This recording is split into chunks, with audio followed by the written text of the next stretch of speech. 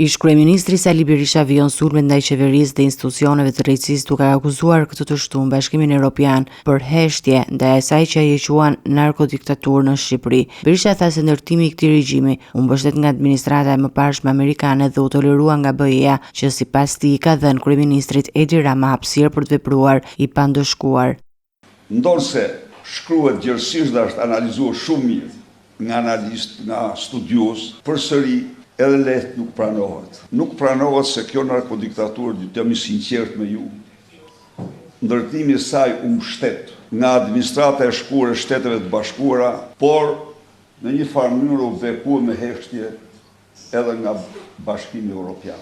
Dhe kjo bëri që narkodiktatori i këtij vendi të shëtisë në Europë dhe në botë me atletët bardha, të hiqet si piktor apo si sportist, në një kohë kur ai ishte personi që arrestonte 3 liderë të opozitës në projektin e tij Shqipëria pa opozitë.